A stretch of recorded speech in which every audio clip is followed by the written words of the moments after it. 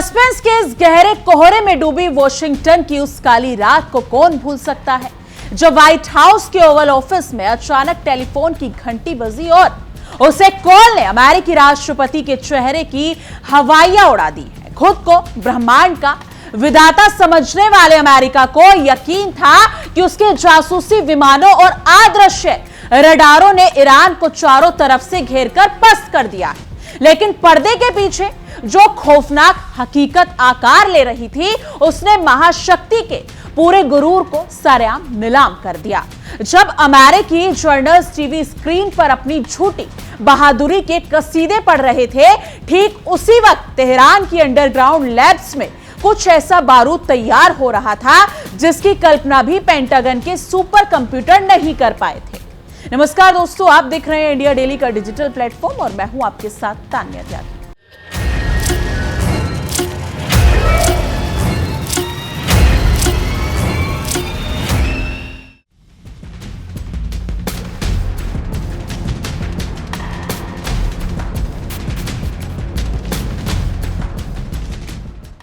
दरअसल एक अजीब और रूह कपा देने वाली खामोशी के बीच जो मिडिल ईस्ट का आसमान मिसाइलों की रोशनी से नहाया हुआ था, तब अमेरिका और इजराइल अपनी बड़बोली आदतों के मुताबिक जश्न मनाने की तारीखें और देखा जाए तो उन्हें तय कर रहे थे। उन्हें लग रहा था कि प्रतिबंधों की बेड़ियों में जकड़ा ईरान उनके अत्याधुनिक हथियारों के सामने 2 दिन भी टिक नहीं पाएगा।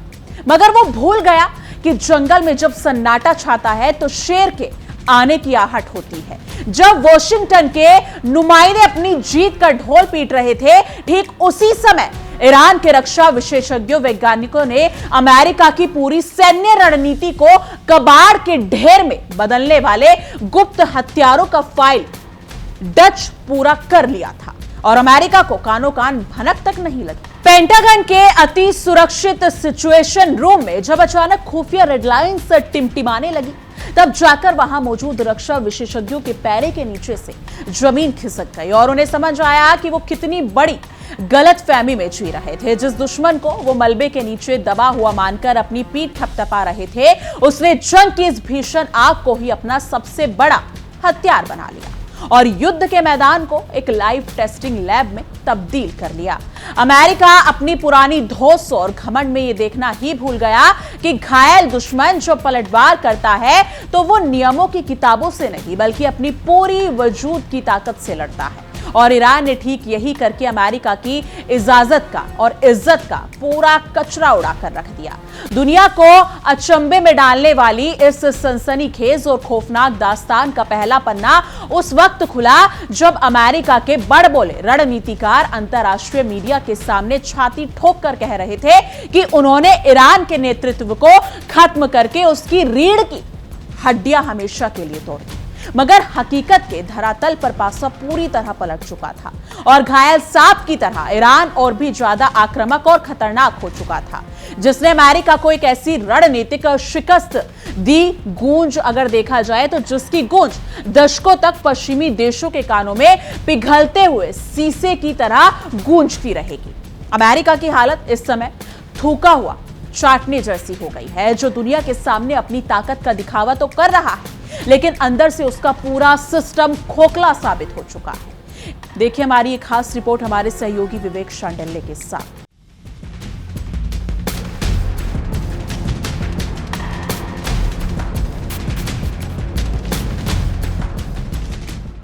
एक बार फिर से होर्मुज के बंद होने की खबर आ रही है और डोनाल्ड ट्रंप ने ईरान को धमकी दे दी है कि अगर ईरान नहीं सुधरा तो ईरान का भूगोल बदल देंगे। अब सवाल यह है कि क्या वाकई अमेरिका ईरान का भूगोल बदलना चाहता है? एक तरफ पेंटागन का रक्षा भंडार खाली हो गया, हथियार भंडार खाली है। इजराइल एकला चलोरे की राह पर चल रहा है।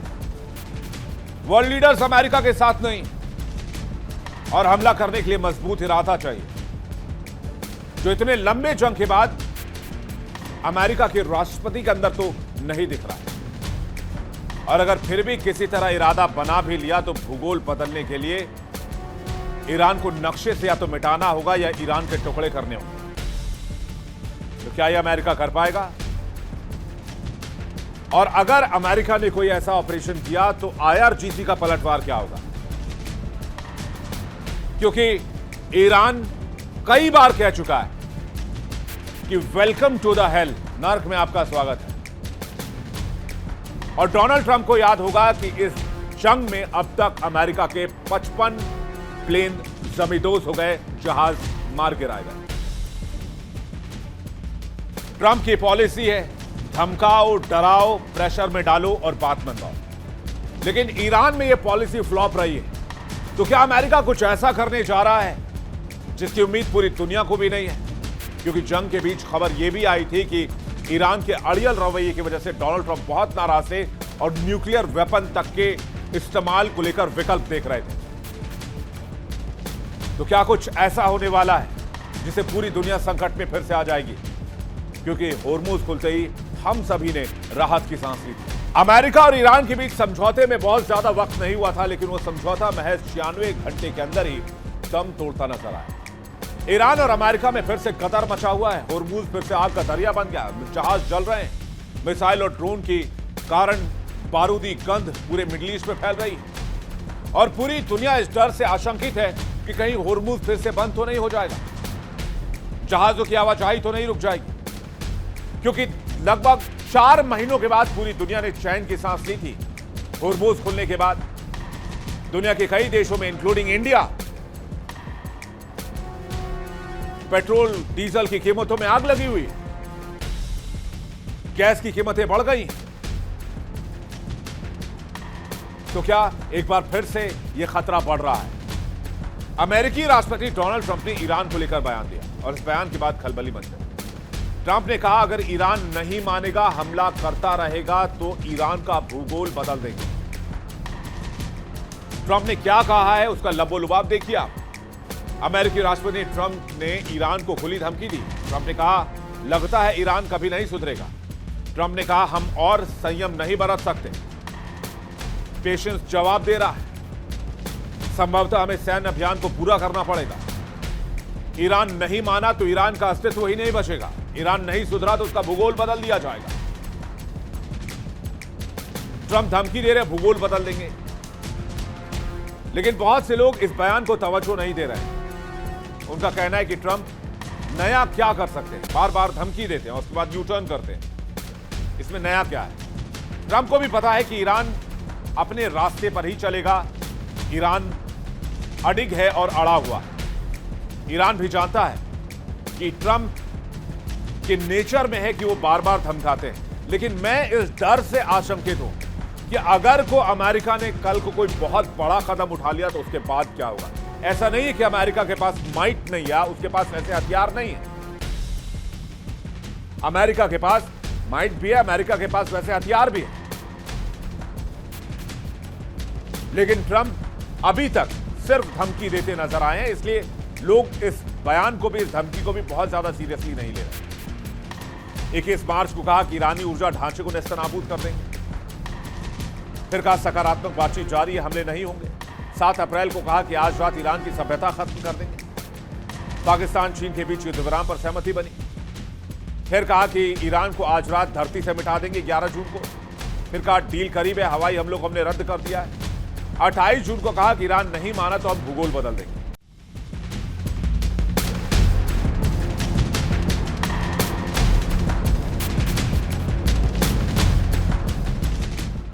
ईरान के सैन्य मुख्यालय के बंद कमरों में देखा जाए तो जब एक कड़ा और आधिकारिक बयान अचानक दुनिया के सामने आया तो उसने अमेरिका के उस झूठे और नकली सुपर पावर के मुखौटे को सरेआम नोच कर फेंक दिया। खुद ईरानी सेना के प्रवक्ता ब्रिगेडियर जनरल मोहम्मद अकर मियां ने बेहद तल्ख और कड़े लहजे में पूरी दुनिया को बता दिया कि ईरान ने इस युद्ध को केवल अपनी जान बचाने की रक्षात्मक लड़ाई नहीं माना, बल्कि इसे अपनी सैन्य तकनीक को दुनिया के सर्वोच्च पायदान पर ले जाने के लिए एक सुनहरे मौके के रूप में इस्तेमाल किया। ईरान ने साफ कर दिया कि जब अमेरिका और इजराइल सिर्फ पब्लिसिटी बटोरने में व्यस्त थे, तब तेहरान एक नया इतिहास लिख रहा था। इस पूरे घटनाक्रम में जो सबसे पेचीदा, रहस्यमयी और अमेरिकी जर्नलों को सख्ते में डालने वाला मोड़ आया, वो ये था कि जब अमेरिकी वायुसेना आसमान से अंधाधुंध बम गिराने का बिल फाड़ रही थी, ठीक उसी वक्त ईरान ने पर्दे के पीछे चुपचाप अपनी मारक क्षमता को कई गुना ज्यादा धारदार बना दिया था। इसे कहते हैं दुश्मन की छाती पर कोदो दलना।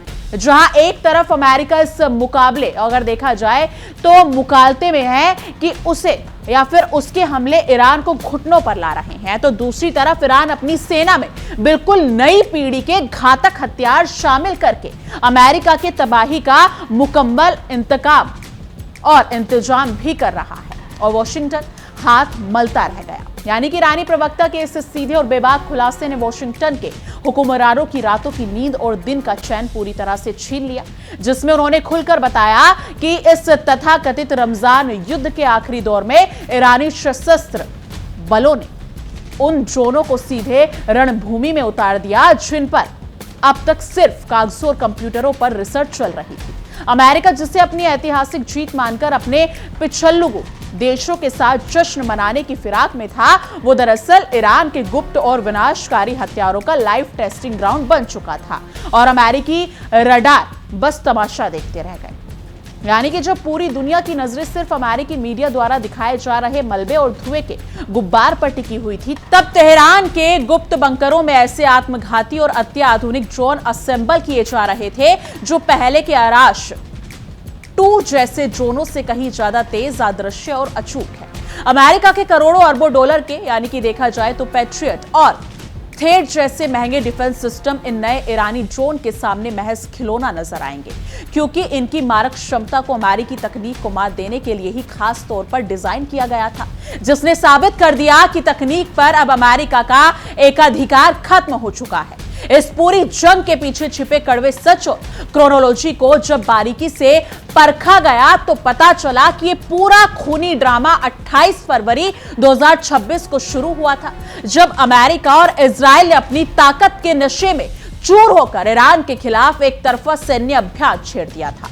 शुरुआती हमलों में जब ईरान के सर्वोच्च नेता आयतुल्लाह अली खामनेई और कई बड़े सैन्य कमांडर मारे गए तो पश्चिमी मीडिया ऐसे उछल रहा था जैसे कि उन्होंने पूरी दुनिया को अपना गुलाम बना लिया हो, लेकिन उनका ये बड़बोलापन बहुत जल्द उनके गले की हड्डी बनने वाला था। पेंटागन के बड़े बड़े अधिकारी जब इस शुरुआती कामयाबी पर शैंपेन की बोतलें खोलकर एक दूसरे की पीठ थपथपा रहे थे, तब वो अपने अहंकार में ये भूल गए थे कि लातों के भूत कभी बातों से नहीं मानते और घायल शेर कभी चुप नहीं बैठता।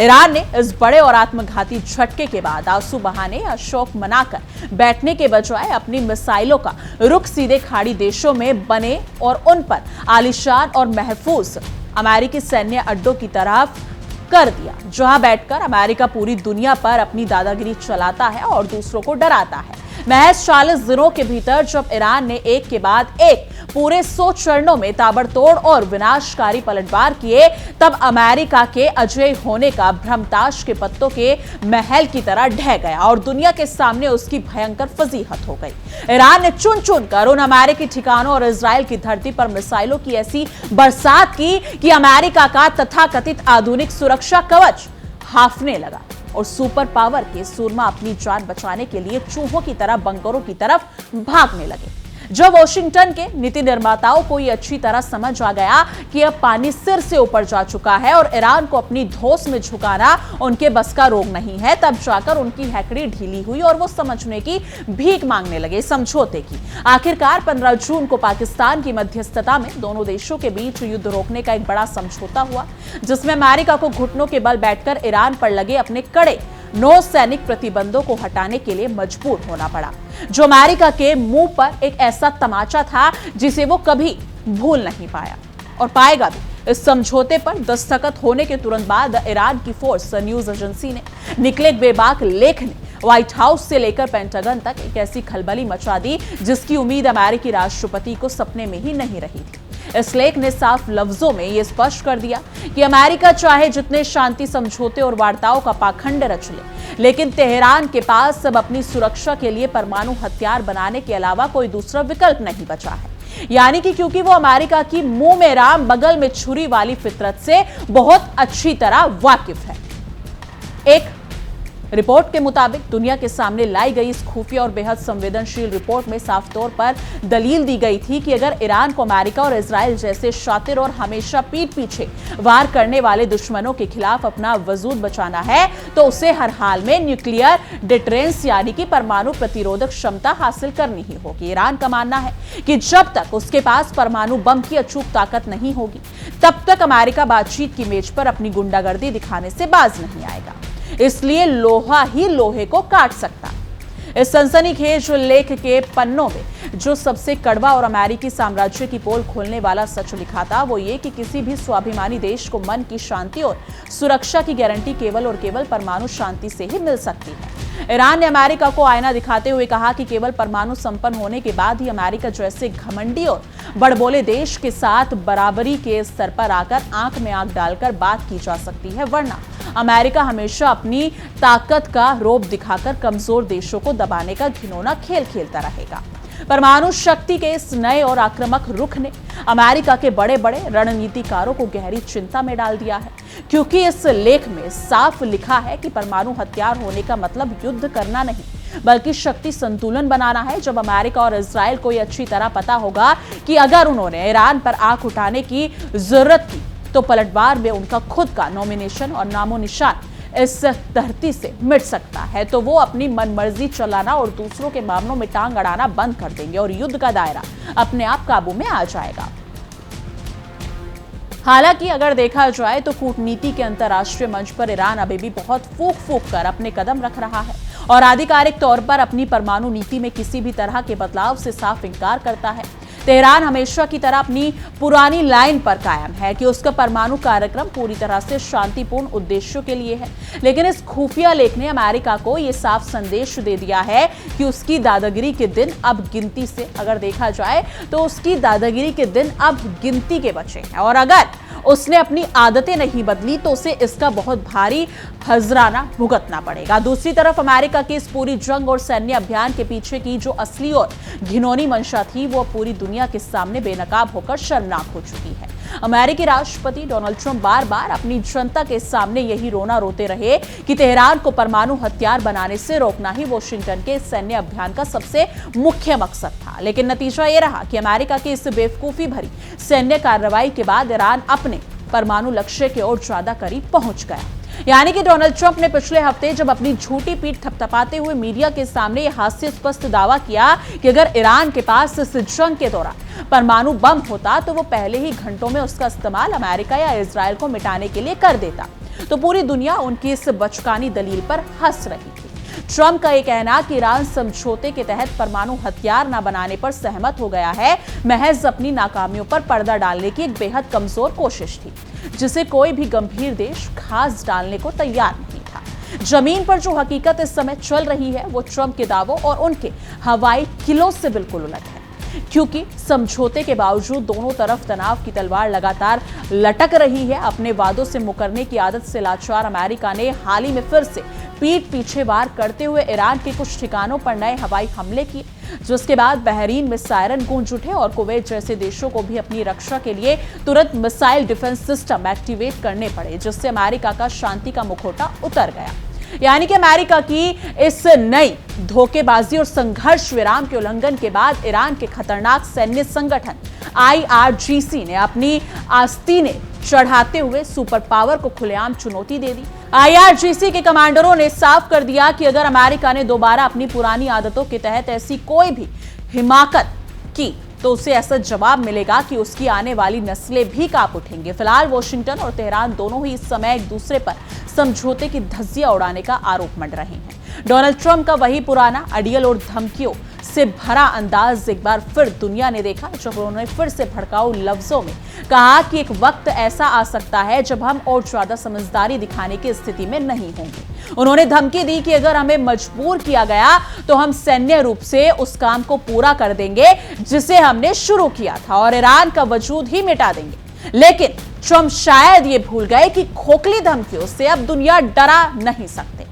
यानी कि ट्रंप चाहे जितने भी हवाई किले बना ले, लेकिन खुद उनके अपने देश के प्रतिष्ठित अखबार के अगर बात करें तो उसकी रिपोर्ट में अमेरिका के इस खोखले सुपर पावर के टैग की सरेआम धज्जियां उड़ाकर रख दी।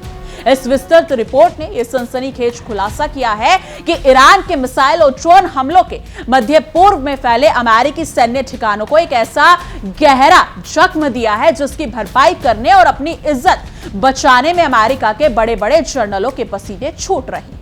जब यह भीषण जंग अपने चरम पर थी तब पेंटागन पूरी दुनिया के सामने सफेद झूठ बोल रहा था कि उनके ठिकानों को कोई खास नुकसान नहीं हुआ है, मगर अब सच के इस भयानक उजाले में यह पूरी तरह साफ हो चुका है कि ईरान की सटीक मार करने वाली मिसाइलों ने बहरीन में मौजूद अमेरिकी नौसेना के सबसे बड़े मुख्यालय को मलबे के ढेर में बदल दिया था, जिसने सरेआम साबित कर दिया कि अमेरिका के आलीशान और अरबों के बेस ईरान के सस्ते ड्रोनों के सामने लाचार। यानी कि सनसनीखेज तफिश के पन्नों को अगर पलटे तो साफ पता चलता है कि महीनों तक चली इस लड़ाई में कम से कम 20 अमेरिकी सैन्य ठिकानों को बहुत ही गंभीर नुकसान पहुंचा है। इस बड़े खुलासे के बाद पेंटागन के बड़े बड़े जनरलों की सिट्टी पिट्टी गुम हो गई, क्योंकि उन्हें अब तक समझ ही नहीं आ रहा था कि वो दुनिया भर में फैली अपनी चौकियों और अड्डों को ईरान के इन स्वदेशी और बेहद किफायती ड्रोनों की मार से आखिर कैसे बचाए। लेकिन इस पूरी जंग में अमेरिका की जिस सबसे बड़ी और रणनीतिक सैन्य संपत्ति की सबसे बुरी दुर्दशा हुई वो है नेवल सपोर्ट एक्टिविटी बहरीन, जो पूरे मिडिल ईस्ट के इलाके में अमेरिकी नौसेना का इकलौता और सबसे मजबूत गढ़ माना जाता रहा है। फरवरी के आखिरी हफ्ते से लेकर जून तक ईरान ने इस बेस पर मिसाइलों की ऐसी सटीक बौछार की कि बेस का मुख्य कमांडर मुख्यालय, 1 दर्जन से ज्यादा इमारतें और 2 बेहद महंगे सैटेलाइट टर्मिनल पूरी तरह कबाड़ में बदल गए। यानी कि अपनी इस सरेआम हुई अंतरराष्ट्रीय बेइज्जती से बचने के लिए अमेरिकी सेना के प्रवक्ता अब भी यही बहाना बना रहे हैं कि इस हमले में उनका कोई भी जवान नहीं मारा गया, क्योंकि उन्होंने ज्यादातर स्टाफ को पहले से ही वहां से निकाल लिया था। लेकिन इमारतों की तबाही और कबाड़ बन चुके सैटेलाइट टर्मिनलों की तस्वीर चिल्ला चिल्ला कर कह रही है कि अमेरिका का जो सुरक्षा तंत्र था वो ईरान की आधुनिक मिसाइलों के आगे पूरी तरह से फेल और पस्त साबित हुआ। अब हालात ये हो चुके हैं कि जो अमेरिका पूरी दुनिया को डराया करता था वो खुद अब बहरीन के इस नौसैनिक बेस के पूरे डिजाइन को बदलने और अपने मुख्य कमांड सेंटरों को जमीन के नीचे यानी कि अंडरग्राउंड बंकरों में छिपाने की भीख मांग रहा है। कुवैत और सऊदी अरब से अपनी फौजें समेटने की तैयारी चल रही है, जो इस बात का सबसे बड़ा सबूत है कि सुपर पावर अब अपनी जान बचाने के लिए चूहों की तरह छिपने की जगह ढूंढ रहा है। इस पूरी जंग और तबाही का जो असहनीय आर्थिक बोझ अमेरिका की छाती पर पड़ा है, उसने पहले से ही कर्ज में डूबी अमेरिकी अर्थव्यवस्था की पूरी तरह से कमर तोड़ कर रख दी है। पेंटागन के कंट्रोलर जे हस्ट ने अमेरिकी कांग्रेस के सामने ये रोना रोया कि युद्ध की जो 29 अरब डॉलर की अनुमानित लागत उन्होंने पहले बताई थी, उसमें अमेरिकी सैन्य ठिकानों को हुए इस भारी नुकसान की मरम्मत का खर्च शामिल ही नहीं था।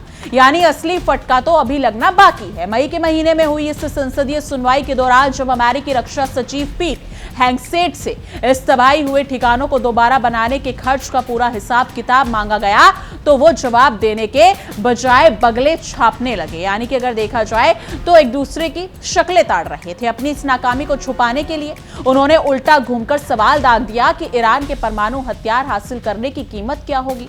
ये कुदरत साफ दिखाई देता है कि अमेरिका के पास अपनी बर्बादी का कोई जवाब ही नहीं बचा है। लेकिन स्वतंत्र रक्षा विशेषज्ञों और सरकारी खरीद रिपोर्ट्स के आधार पर जो असली अनुमान निकलकर सामने आया, उसके मुताबिक सिर्फ बहरीन के उस नौसैनिक बेस की इमारतों को दोबारा खड़ा करने में ही करीब 400 मिलियन डॉलर यानी कि भारतीय रुपयों में हजारों करोड़ का भारी भरकम चूना अमेरिकी खजानों को लगेगा। और ध्यान रहे कि इस विशाल बजट में मलबे की सफाई और सुरक्षा को और मजबूत करने का अतिरिक्त खर्च तो अभी जोड़ा ही नहीं गया। इसके अलावा प्रतिष्ठित think tank centre for strategic and international strategies यानी कि CSIS ने एक रिपोर्ट के मुताबिक अमेरिका के जख्मों पर नमक छिड़कते हुए साफ कहा गया कि इस पूरे संघर्ष की कुल लागत लगभग 40 अरब डॉलर के पार पहुंच चुकी है।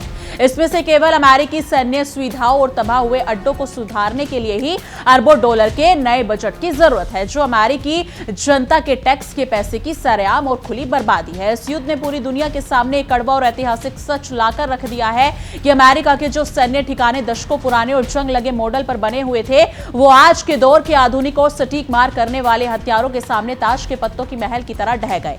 जब ये बेस बने थे तब ईरान के पास यही तकनीक नहीं थी, लेकिन आज समय का पहिया ऐसा घुमा कि अमेरिका की पुरानी और महंगी व्यवस्था ही उसके लिए सबसे बड़ी गले की हड्डी बन चुकी है। इस महायुद्ध के बीच अमेरिका का जो राजनीतिक और कूटनीतिक ड्रामा देखने को मिला, उसने दुनिया के सामने उसकी बची कुची समझदारी का भी पूरी तरह से दिवाला निकाल कर रख दिया। राष्ट्रपति डोनाल्ड ट्रंप ने इस भीषण तनाव के बीच अपने सबसे पक्के साथी इजराइल को एक ऐसी अजीबोगरीब सलाह दे डाली कि वो लेबनान में हिजबुल्लाह के खिलाफ खुद लड़ने के बजाय ये पूरा काम सीरिया की नई सरकार को सौंपते, मानो सीरिया की नई सरकार अमेरिका की कोई नौकर हो। यानी कि ट्रंप को अपने इस अजीब और अव्यवहारिक प्लान पर न जाने क्यों बहुत बड़ा भरोसा था, क्योंकि उनके मुताबिक बशर अल असद की सरकार गिरने के बाद अहमद अल अशर के नेतृत्व में बनी सीरिया की नई सरकार हिजबुल्लाह को ज्यादा प्रभावी तरीके से सबक सिखा सकती है। ट्रंप ने G7 समिट में बड़े चाव से कहा था कि इजराइल को हर बार सिर्फ एक आदमी को मारने के लिए पूरी की पूरी इमारत गिरने की कोई जरूरत नहीं, ये काम सीरिया से करवाओ। यानी कि ट्रंप की इस मुफ्त की नसीहत को सीरिया ने नए राष्ट्रपति अहमद अल शरा ने अपने पैर की जूती पर रखते हुए सिरे से खारिज कर दी और सुपर पावर के मुंह पर सारेआम कालिम पोत दी। अल शरा ने दमिश्क से बेहद कड़े और सख्त लफ्जों में एक आधिकारिक बयान जारी करते हुए कहा कि सीरिया की लेबनान के आंतरिक मामलों में दखल देने या वहां किसी भी तरह की सैन्य कार्रवाई करने की दूर दूर तक कोई योजना ही नहीं है और ट्रंप अपने बयान अपने पास रखे। सीरियाई राष्ट्रपति अहमद अल शरा ने पूरी दुनिया के सामने यह साफ किया कि उन्होंने अमेरिका के सामने केवल यह प्रस्ताव रखा था कि क्षेत्र में जारी इस विनाशकारी युद्ध को तुरंत खत्म कर दिया जाए ताकि दोनों पड़ोसी देशों में स्थिरता आ सके। उन्होंने साफ कह दिया कि उनकी नई सरकार किसी भी पुराने विवाद या बदलने की राजनीति में शामिल होकर अपनी जनता को दोबारा किसी दूसरे देश के फायदे के लिए युद्ध की आग में झोंकने की बेवकूफी कभी नहीं करेगी। इस पूरे घटनाक्रम ने मिडिल ईस्ट के रणनीतिक गलियारों में अमेरिका और इजराइल की कूटनीतिक साख को पूरी तरह से मलबे के ढेर में तब्दील कर दिया, क्योंकि खुद इजराइल भी अब सीरिया की इस नई सरकार के इरादों को लेकर अंदर से बुरी तरह डरा हुआ है और नजर आ रहा है। इजराइल को डर है कि सीरिया कहीं लेबनान में अपना पुराना प्रभाव ना बढ़ा ले और ऊपर से तुर्की ने भी सीरिया का खुला समर्थन कर दिया, जिससे अमेरिका का पूरा प्लान औंधे मुंह गिर गया। पूरी दुनिया आज अपनी आंखों से देख रही है कि कैसे सुपर पावर होने का खोखला नाटक करने वाला अमेरिका ईरान के मजबूत हौसले और उसकी बेहतरीन स्वदेशी तकनीक के सामने चारों खाने चित हो चुका है। जो देश प्रतिबंधों की आड़ में दूसरे छोटे देशों का दाना पानी बंद करने की धौंस जमाता था, आज उसके खुद के कमांडर अमेरिकी कांग्रेस में बैठकर अपनी नाकामियों को छुपाने के लिए अजीबोगरीब कुतरत कर रहे हैं और बजट की भीख मांग रहे हैं। सस्पेंस, तबाही और अमेरिकी फजीहत की इस पूरी दास्तां का आखिरी और सबसे बड़ा नतीजा यही निकलता है कि अमेरिका और इजराइल ने मिलकर जिस ईरान को पूरी तरह से मिटाने का हसीन ख्वाब देखा था, वो ईरान आज पहले से कहीं ज्यादा घातक, आधुनिक और अचूक मिसाइलों की तरह ड्रोनों के साथ उनकी छाती पर खड़ा है। अमेरिका की अरबों डॉलर के बेस मिट्टी में मिल चुके हैं, उसकी खोखली धमकियां बेअसर हो चुकी हैं और तेहरान ने यह साफ कर दिया है कि गीदड़ की भपकियों से सिकंदर कभी नहीं डरा करते। लेकिन इस मुद्दे पर आपकी क्या कुछ राय है, कमेंट सेक्शन में जरूर साझा कीजिएगा। बाकी देश और दुनिया की तमाम बड़ी खबरों के लिए देखते रहिए इंडिया डेली और हमारा एक खास शो विश्व युद्ध। देखिए इंडिया डेली 24/7 अब आपके स्मार्ट टीवी पर। इंडिया डेली मौजूद है सभी डिजिटल प्लेटफॉर्म पर लाइव और लगातार। इंडिया डेली 24/7 हर दिन राष्ट्र को समर्पित।